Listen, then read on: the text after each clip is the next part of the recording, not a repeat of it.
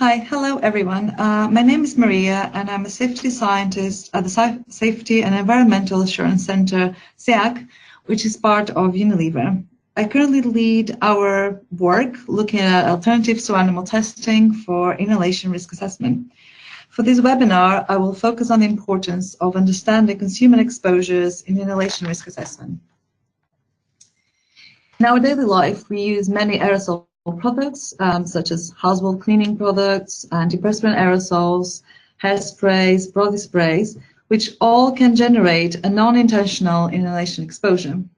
The amount inhaled will depend on various factors, for example, from the amount of time spent in a room and individual breathing rates, to factors like if products is sprayed towards the body, hair, or hard surface. Obviously, our objective as a risk assessor is to be able to support the safe use of ingredient Y at X inclusion level in a product Z. During the risk assessment process, us toxicologists need to understand, firstly, how consumers will use each individual product. For example, how many times per day, the duration of application, where it will be applied, if it's to the skin or to a surface, and where, bathroom or kitchen. Secondly, product-specific questions such as formulation composition, percentage of volatile ingredients, for example, spray discharge rate, spray hardware, for example, if it's a pump spray or a propellant pressurized aerosol, nozzle, geometry, etc. The combination of these two factors will influence the inhaled exposure to a specific ingredient. So our tiered approach to inhalation exposure assessment is based on what has been also described by Styling et al. In the paper that you can see the reference below. However, before conducting this tier 1 and this tiered approach, we like to assess the likelihood of inhalation exposure. So we ask the question, can the product be aerosolized either by design or because of the method of use? For example, pressurized aerosols and pump trigger sprays would constitute an inhalation exposure by design, while loose powders could present an inhalation exposure during use. However, compact makeups, shaving foams, surface cleaners, and foaming gates would not be expected to generate airborne particles, droplets. In some cases, it might be also necessary to conduct some characterization of the product and how that's going to be used. For example, for loose powders, we can do a dustiness test to evaluate if that could be aerosolized. Understanding the particle size distribution of the product is also helpful to attempt waiving of an inhalation exposure assessment. If it can be shown that the entire particle size distribution is greater than 20 microns, which is the inhalable cutoff, then there is no inhalation risk. However, the potential for aerosol aging should be considered, as this can result in the formation of smaller particles, droplets, within the aerosol over time. Aging is particularly evident for pressurized aerosols due to the propellant quickly volatilizing into the room.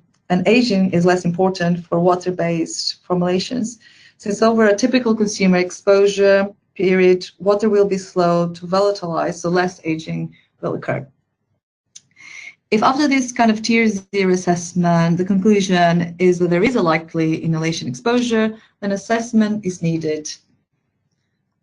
So now we'll talk about all this tiered approach. So when you confirm that there is an inhalation exposure, and the first tier assessment is just for a screening purpose and is a rough estimate of the exposure to a certain sprayed product chemical, could be sufficient or even appropriate.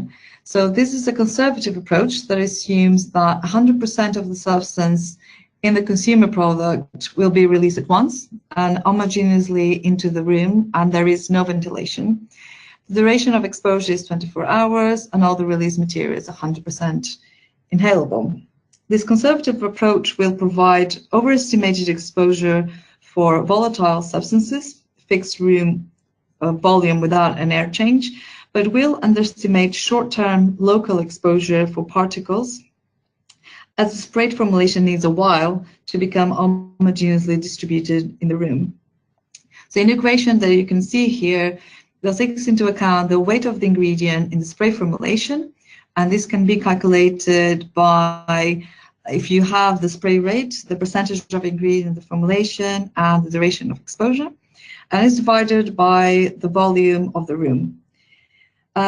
It should be noted that this volume can be adapted for products sprayed away from the consumer, for example, a hair freshener, or reduced to a smaller volume, for example, 2 meter cubes, to represent the volume of air immediately surrounded the user. If this is not sufficient, a higher tier model might be more appropriate. And inhalation exposure can occur to a substance that is released relatively slowly from a solid or a liquid matrix. In these cases, a simple tier screening model will be usually overestimating the exposure, so we can improve those estimations by using a tier 2. So in this tier 2, we have a diverse of different models available, and based on the diversity of spray products and their applications, a number of models for quantitative exposure assessment, varying complexity, have been developed. Other models have individual strengths and weaknesses to estimate the robust exposure to a certain spray. The models are used according to the type of prediction needed. So do you need just an airborne concentration? Do you want to compare it to some airway deposition and take into account clearance? Or do you want to estimate systemic exposure? So models like MPPD, CFD, and PVPK were discussed in other webinars. And for that reason, I will focus on the use of the RIFM Consexpo and the RIFM 2-box air model in the risk assessment as an example. So the Consexpo, how can you see on the left side, is the consumer exposure model developed by RIVM for the estimation of internal or external exposure to chemicals by the dermal, oral, or inhalation route. Each product scenario is pre-populated with default values for specific product types. These are referenced in a series of product fact sheets available in the RIVM website. You can all access, so if you can follow that link there. And you can also change these default values if you have a specific product and you have specific data as well. On the right side, in the publication from Siley et al., you can find an overview of the different models. And for those of you who are members of the Research Institute of Fragrance Materials, you can find the 2-box indoor air dispersion model in this website for more information. And if you have access, then you can also use this model. So I'll give now a very brief overview of these two models and some key differences between them. So the RIFM Consexpo model is a 1-box model, and these are based on the assumption that the particles droplets are homogeneously distributed in exposure room of known volume. Consexpo offers 3 exposure models and 1 uptake model to simulate indoor inhalation exposure to substance in consumer products. The exposure to vapor, the exposure to spray, and the emission from solid materials mode. I'll just focus on the exposure to spray. So this model describes inhalation exposure to non-volatile or slowly evaporating compounds present in droplets that are released from an aerosol. It assumes the larger particles either settle quickly to the gravity from the air or are deposited in upper airways. So this will result in a clearance by the mucociliary escalator, or particles will be swallowed. Only particles or droplets small enough to reach the alveolar region will result in relevant exposure. And the cutoff that is used by default is 10 microns, but you can also change this value in the model. The general parameters needed to be defined in this model are the dimensions of the room and its ventilation rate, the person's exposure duration, and the spray duration as well. Notably, the exposure duration includes time spent in the room after spraying, and the model assumes the products are sprayed away from the body, for example, a bathroom trigger spray, unless the user specifies the spray is directed towards the exposed person. For example, if you're using a cosmetic product like an antiperspirant. For products sprayed towards the consumer, it is assumed that the exposed individual is situated within the spray cloud, the volume of which can be defined. But after 1 second, this volume of the cloud is assumed to increase linearly until spraying ends. The volume then reaches the same as the room of interest. So there's a merge between your inner cloud and the bigger room. The exposed individual is assumed to remain within that cloud during the spray duration, after which the spray is evenly distributed in the specified room. The key outputs of this model are, for example, there are more outputs that you can find out, but I will just highlight the air mean event concentration and external event dose. So if you use this external event dose, you can estimate the amount deposited per grams of lung if you know the weight of the lung. So now I'll move on to the two-box in air dispersion model developed by RIFM. So this model characterizes dispersion of a single chemical inside two connected enclosed zones or boxes. You either sometimes hear these different terminologies, and determines the air exposure concentration. So inputs to the model include ingredient concentration in the individual boxes, time spent in each box, physiological minute ventilation of the exposed individual, and room volumes and airflows between those boxes. The model incorporates the following basic assumptions. So the concentration in box A and B are homogeneous. All chemical losses are treated through a single degradation term, which means that this term is a first order loss term and is represented by a degradation half-life. And the model also assumes that 100% of what is inhaled is absorbed. In comparison to Consexpo, this model does not take into account particle size. So if particle distribution is known, one can use the MPPD model to estimate the deposition fraction in the alveolar region. This fraction can then be applied to the total cumulative exposure to determine the deposit mass in the deep lung, if, of course, this is of interest. So if for some applications or products, computational modeling data might not give a sufficient level of confidence necessary to be taken into the risk assessment. And for some exposure scenarios where the sprays are to men, for example, hairsprays, experimental measurements of the respirable fraction of the spray into the breathing zone of this individual might be needed to refine that exposure given from the tier 2 if your risk assessment fails. So I'm going to talk now about the experimental approach used here at Unilever.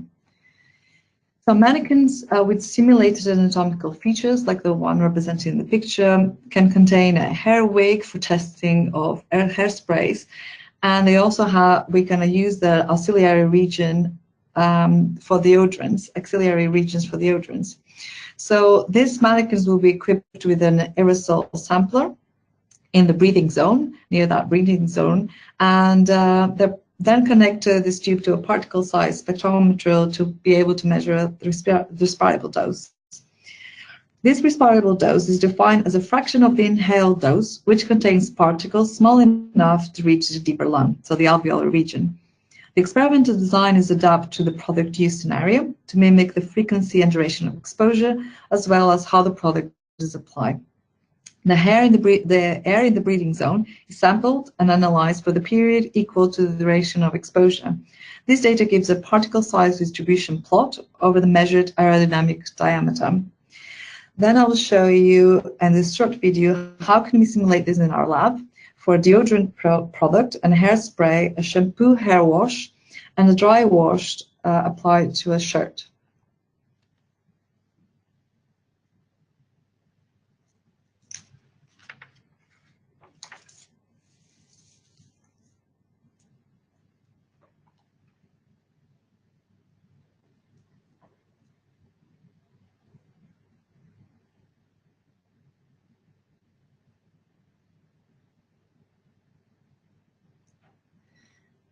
Okay, so here in this slide, then we have all the kind of outputs outputs that we can get from this approach. So we, like I was mentioned before, we can get the respirable dose, that mass that corresponds from non-volatile material below, with particles below 7 microns, that has the potential to deposit in deep lung.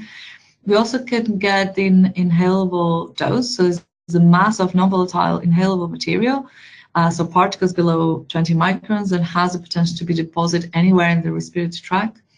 And also we can get the concentrations, so concentrations in micrograms per meter cube of non-volatile inhalable material.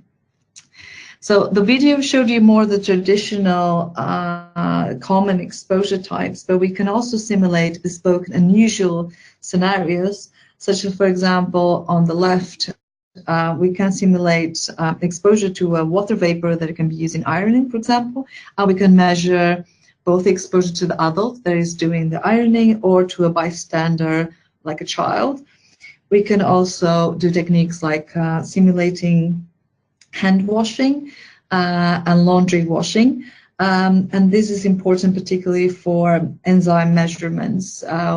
So we have different approaches to measure this airborne protein concentration, which is a very key metric for type 1 allergy risk assessment. So I have put here a paper where you can consult more about this approach. The next level of refinement is a respirable discharge measurement. This means so the respirable discharge is an exaggerated use method that allows chemical analysis to be performed to determine the respirable mass, so particles with diameter below 7 microns, of a specific ingredient that has the potential to be deposited in the bronchial, bronchiolar, and alveolar regions if inhaled. This method is needed since the assumption with simulated evaluation is that if an ingredient is at 1% in a can, in the product, then it would be on the spray cloud at 1%, so that we assume that all the material is out of the can and is in that cloud. So here you can refine how much actually it is released of the ingredient of interest. So hopefully with this webinar, we provided a good overview on how to assess and understand inhalation exposure from consumer products. Obviously, risk assessment is comprised of exposure and hazard characterization. So we think it is important to firstly understand where in the lungs the material will be deposited. The estimation of particle deposition and clearance in human lungs can be done using the public available MPPT software discussed in some of the webinars.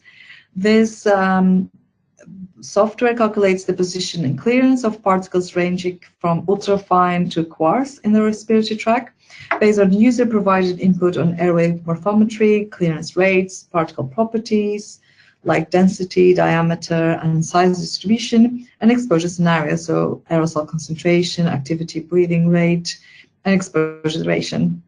The deposition fractions distribution will inform whether particles are likely to deposit, and therefore what cell models and endpoints we should be concerned.